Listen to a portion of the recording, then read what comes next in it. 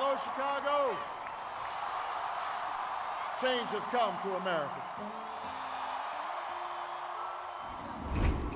But of course, it never did come, at least not for Obama's most loyal voters. The joy that crackled through these Chicago streets 8 years ago has long since drained. America's first black president rose from this city's south side and talked persuasively about the power of hope to bring change. And then he left for Washington, and nothing changed. In fact, it's worse, and you can't eat hope. It's like, you know, when you go to jail and you got to talk to your friend behind the glass. Toussaint Werner is a South Side black rights activist. He says hopelessness drenches black American life in a way that whites cannot possibly understand. And we can go down this street for miles and miles and miles, and we're looking at disinvestment, divestment, dilapidation, poverty, you know. It's no access to nothing. You see this? The chain is rusted. How long has that been closed down? You know, who's been in there to clean or to renovate? Nothing's happening in these neighborhoods. There's no industry, hence there's no life. You know what I mean?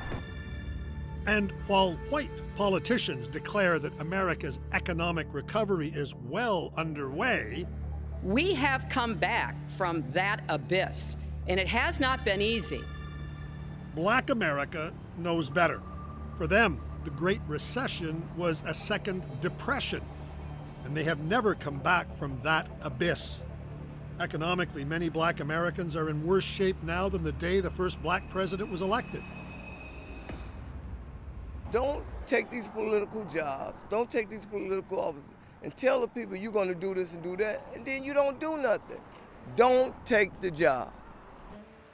And now, Obama's successor is once again promising change and asking blacks to once again line up loyally behind the Democratic Party. The fact is, the Democrats need the black vote to win, and yet, over the years, they've begun to take it for granted. Hillary Clinton hasn't paid a great deal of attention to the black community this election, and the apathy towards her is obvious. There's even some talk about just staying home on election day. Well, any political strategist can tell you what that would mean. Professor Eddie Glaude is a distinguished scholar at Princeton University and author of a book ironically entitled Democracy in Black. He says if blacks don't vote this time, it would cripple the Democrats. He also says the Democrats have played a powerful role in enforcing a system of white supremacy. Oftentimes we think of white supremacy as these big bad people walking around with hoods on their, white hoods and sheets on their heads. But that's too easy, right? So when we think that, the value gap in white supremacy is the possession of loud racists, we let ourselves off the hook. It's all of us. We're all making choices day in and day out to reproduce inequality in this country. At 97 years of age, Timuel Black has been a black activist longer than just about anybody. He's the grandson of a slave, and he helped Martin Luther King organize the March on Washington in the 60s. Blacks earned enfranchisement with their blood and suffering, and he says it was seen as a duty to vote when he was a boy growing up on the South Side. They voted. That was a part of the culture that people would say, did you vote? Who did you vote for? They pretty well knew. That time, most of them were Republican. Yes, blacks actually used to vote Republican. And then John F. Kennedy introduced the Civil Rights Act. But are we to say to the world, and much more importantly, to each other, that this is a land of the free, except for the Negroes? That we have no second-class citizens, except Negroes?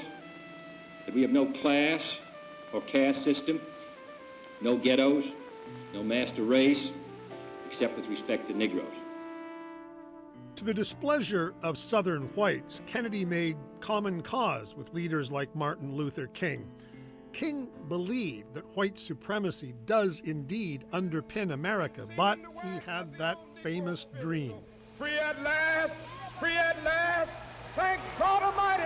We are free at last! But when you were traveling with Dr. King, did you think that that the life of a black person in Chicago in 2016 would be what it is today? No, I didn't.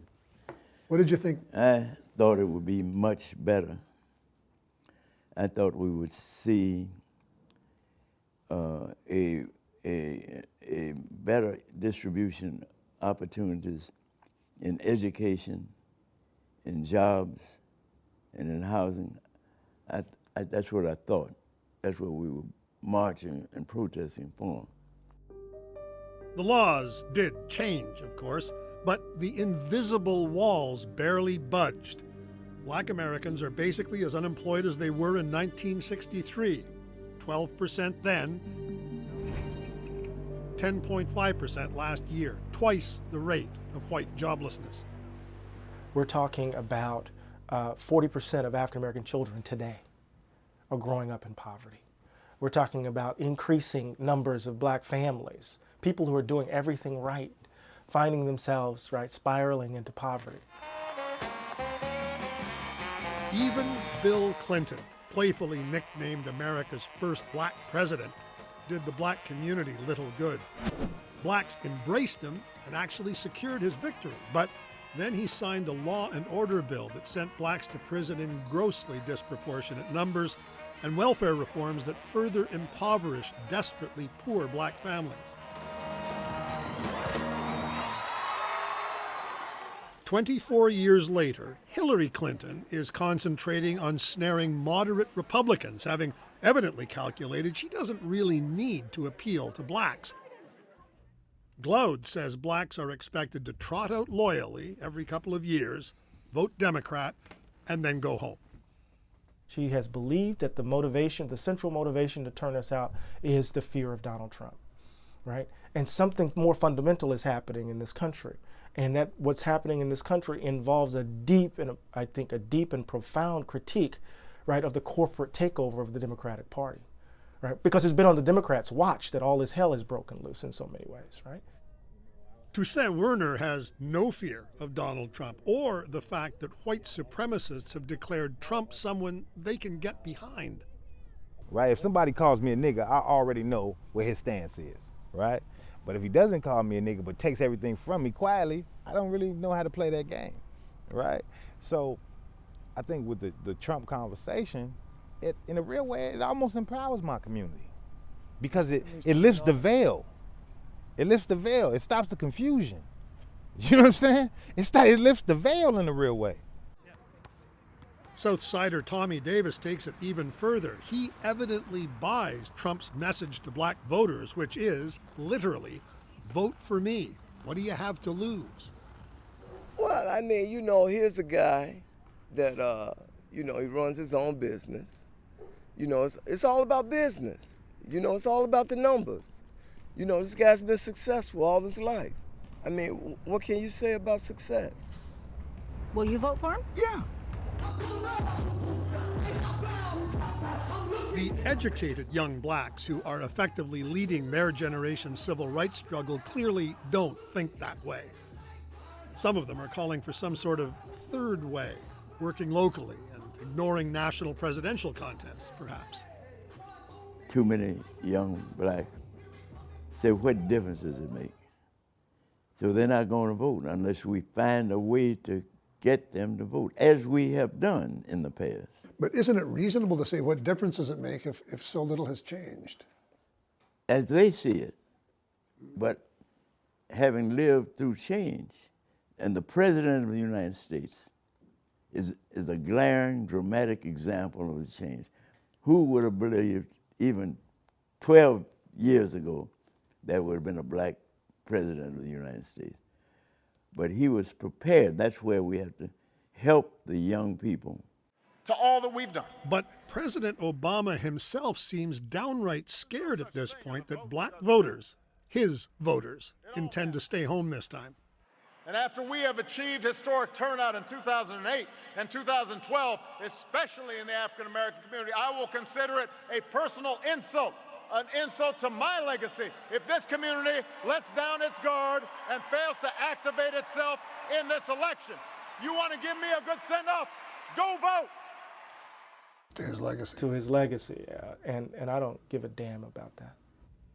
Professor Glaude, who believes Obama largely failed the black voters who stood so resolutely behind him, is unimpressed with the president's appeal. Obama's comments reveals a panic on the part of the Democratic Party and a kind of perverse shift of blame that it's our fault that we're not excited about this centrist right Democrat. In fact, it's hard to see any Obama legacy in America's poorest black communities, just misery and apathy. As Sam Cooke sang, change is going to come.